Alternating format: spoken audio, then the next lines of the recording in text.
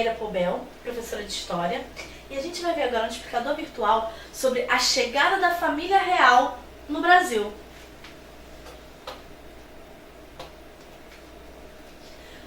Para a gente falar sobre essa chegada, a gente precisa começar pelo bloqueio continental. Tá lembrado o que é bloqueio continental? Bloqueio continental foi aquilo que Napoleão determinou o seguinte: Inglaterra não pode comercializar com nenhum país europeu. O que Napoleão estava querendo fazer com isso? Estava querendo impedir, né? A Inglaterra era a grande nação que ele estava tentando deter o expansionismo que ele estava querendo, né, de formar um império francês. Então a forma que ele achou para desestabilizar a Inglaterra era mexer na sua economia, era impedir que tivesse para onde escoar seus produtos. Então ele decreta isso, bloqueio continental. Não pode a Inglaterra comercializar com nenhum país europeu. Só que Portugal era muito dependente, econômico, tanto da questão de empréstimos, como também dos produtos que vinham da Inglaterra. E aí Portugal fura esse bloqueio. Quando Portugal desobedece essa decisão, Napoleão fala: já que você furou, nós vamos invadir Portugal. A corte portuguesa transfere isso para o Brasil, sai de Portugal e vem para o Brasil. A mudança de Dom João para o Brasil com a proteção da Marinha Inglesa. Então a Marinha Inglesa dá um suporte para que a corte portuguesa saia de Portugal e venha para o Brasil. Primeiro vai para Salvador e logo depois chega ao Rio de Janeiro. Depois disso, Portugal é de fato invadido por Napoleão. Aqui tem um texto que a gente vai pensar o seguinte: fuga ou retirada? Você vai ver que a história ela é contada de trás para frente. Então muitas vezes o valor, o sentido que a gente dá a algum acontecimento lá de muito tempo atrás pode não ter sido percebido naquela época da mesma forma. Ou que a gente tende a dar juízo de valor para uma coisa que pode ter sido planejada, pensada. Então vamos lá, vamos ler esse texto e vamos pensar sobre isso. O poderoso exército napoleônico perto da fronteira, espreitando o porto de Lisboa, navios ingleses prontos para atacar. Do outro lado do oceano, a enorme e rica colônia brasileira exposta a uma possível invasão. Pressionado por duas potências rivais, a escolha de Portugal era das mais difíceis. Fosse qual fosse a decisão, o castigo do inimigo era certo. Mas a impressão de retirada covarde não se justifica. Historiadores do século XX demonstram que a transferência da corte não foi nada improvisada. Cogitada em diversas outras ocasiões, a mudança deve ser entendida de acordo com a política externa lusitana do período. Os portugueses foram obrigados a agir rapidamente. Os domínios portugueses corriam o risco de ser dilacerados entre França e Inglaterra, caso não fosse assumida uma postura pró-britânica. O que acontece, gente? Por muito tempo, a gente pensava nessa chegada da família real com uma fuga covarde. Como se Portugal, a sua corte, fosse assim: não, vamos sair daqui porque vai ser invadido, vamos correr, vamos correr. Hoje já se tem uma outra visão, de que na verdade isso foi planejado, isso foi pensado para quê? Para você conseguir manter um império, que de repente se a corte continuasse lá em Portugal, ele teria que ser invadido não só Portugal, mas ele perderia às vezes quase todas as suas possessões além-mar. Então isso daí é para a gente pensar na chegada da família real, não só pelo viés de fuga, mas também como uma retirada estratégica. Serve para você pensar. A transferência da corte portuguesa. Vamos lá, gente. Tudo bem. Saímos, fugimos, nos retiramos. De fato, chegamos aqui no Brasil. A corte, né? A corte chegou.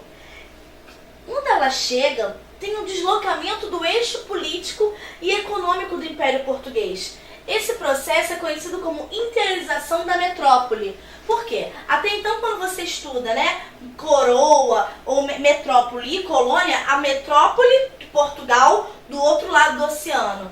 Interiorização é porque você transfere esse centro de poder para o outro lado do oceano. O Rio de Janeiro vira sede do Império Português. E aí eu botei aqui essa observação, só para quando você pensar em império, você pensa, ué, Império Português? Que império é esse? São todas as colônias que Portugal tinha na África, na América, o Brasil, e na Ásia. Então tem esse deslocamento, aonde o poder era em Portugal, vem para o Brasil. Processo de interiorização da metrópole. Logo após a sua chegada, o Dom João decreta a abertura dos portos brasileiros ao comércio com as nações amigas. Lembra o Pacto Colonial? Pacto Colonial significa o quê? Brasil só pode comercializar com Portugal. Só que quando ele chega aqui, ele tem que abrir os portos, ou seja, comercializa só com Portugal? Não. E aí por quê? Primeiro, porque Portugal estava ocupado pelas tropas francesas. Segundo, porque a corte queria continuar a se abastecer dessas mercadorias importadas. Não tinha mais como dizer que só Portugal podia vender. Portugal estava ocupado. E se Portugal não pode vender, como é que eu vou continuar tendo meus produtos? Como é que vão chegar as coisas importadas? Então, Dom João vai e para com isso. Não, a partir de agora tem liberdade de comércio, a gente pode comercializar com as nações amigas. Isso é um fato importante. Isso marca o fim do Pacto Colonial com uma liberdade de comércio. Eu quero que vocês prestem atenção aqui nessa charge. Olha só. E que nações amigas são essas? Lembrando que é a abertura dos portos às nações amigas. E aí falam Inglaterra, Inglaterra, Inglaterra. Por quê? A gente pensa esse processo como abertura dos portos às nações amigas. Mas, de fato, quem comercializa, quem controla esse domínio comercial com o Brasil é Inglaterra, Inglaterra, Inglaterra. A Inglaterra é a principal nação amiga. Você vai ver? E aí, por que nações amigas, Inglaterra, Inglaterra, Inglaterra? Preste atenção. Teve esse tratado de comércio com a Inglaterra. Mas antes disso, quando Dom João chega, ele vai e autoriza a criação de indústrias. Só que assim, é um projeto bem fracassado. Primeiro porque falta capital para você investir nessa construção e manutenção das indústrias.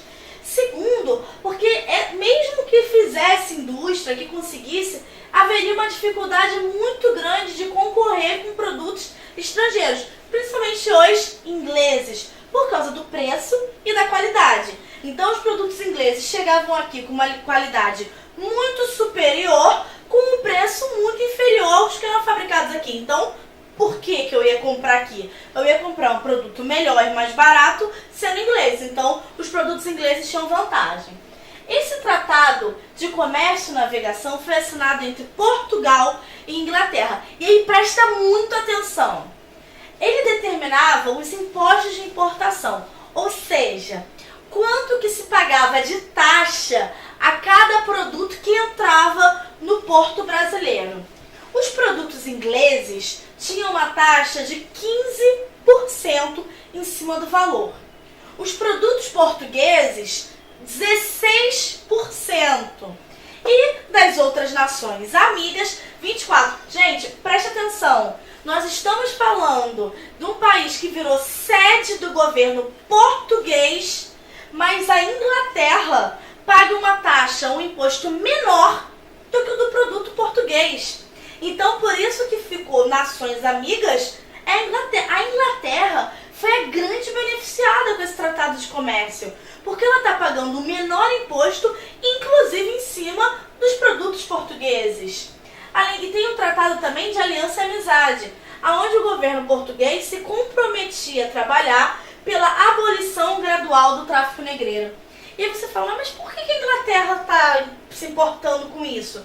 Gente, a Inglaterra quer vender, a Inglaterra quer mercado consumidor. Escravo ganha dinheiro? Não. Escravo se não ganha dinheiro, pode comprar? Não. Então o que interessa para a Inglaterra ter escravo? Nada. Então a Inglaterra começa a pressionar os países para acabar com o tráfico negreiro e gradualmente acabar com a escravidão. Porque elas querem ela quer pessoas que tenham dinheiro. Por quê? Quer vender seus produtos. E aí você vê nessas duas medidas, Brasil, Portugal e Inglaterra, nessa relação, você vê que ambas as medidas reforçavam a submissão da coroa portuguesa aos interesses do capital inglês.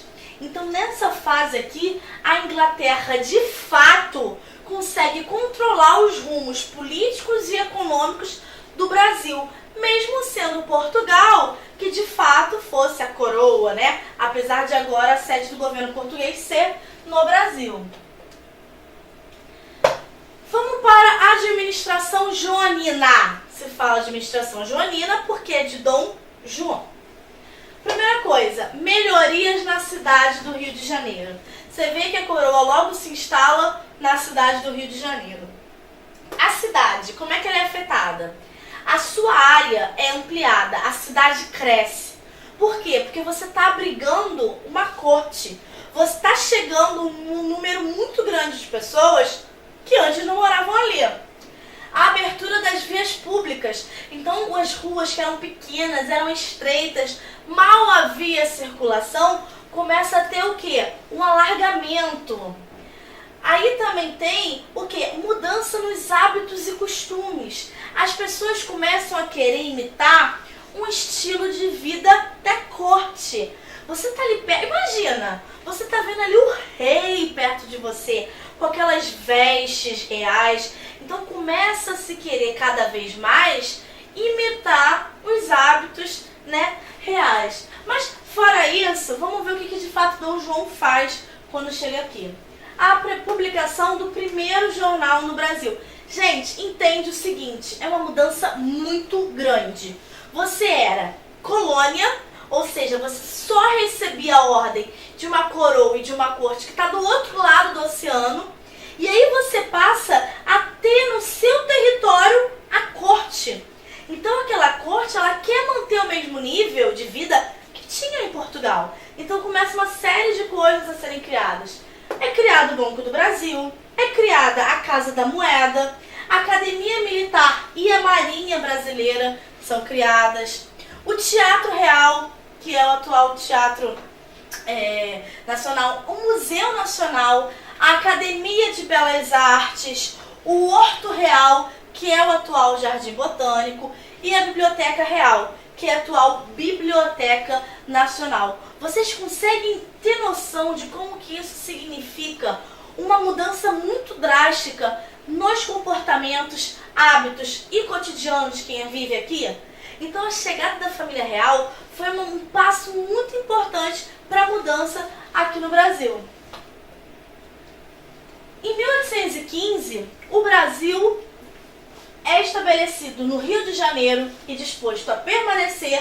Dom João levou o Brasil a Reino Unido de Brasil e Algarves, de Portugal e Algarves. O que isso significa? Brasil não é mais mera colônia. Brasil agora é um Reino Unido de Portugal e Algarves. Em 16, com a morte de Dona Maria, Dom João torna-se Dom João VI. A gente está falando da administração joanina, ele já era Dom João, mas ele ganha o título de Dom João VI. E ele vai e contrata a missão artística francesa, onde ele contrata professores, arquitetos, músicos, escultores e pintores, entre eles o Debré. Por que isso está aqui? Por que isso é importante? O ideal, tá, de cultura, de requinte, era o ideal francês. E aí eles chegam aqui no Brasil, ainda pensa como um lugar quase que rural, um lugar meio de roça, abandonado. Então eles começam a criar instituições como, né, o Horto Real, a biblioteca, e contratam uma missão com o objetivo de retratar aquele lugar. Então a gente vai acabar aqui vendo uma imagem do Debré. Sempre quando a gente pensa na chegada da família real, essa missão artística francesa, que tinha como intuito mesmo de escrever, né, professores, arquitetos, músicos, você está pensando aquele lugar aonde agora vive a corte. Então vamos ver aqui, ó. Essa gravura ela está ilustrando o quê?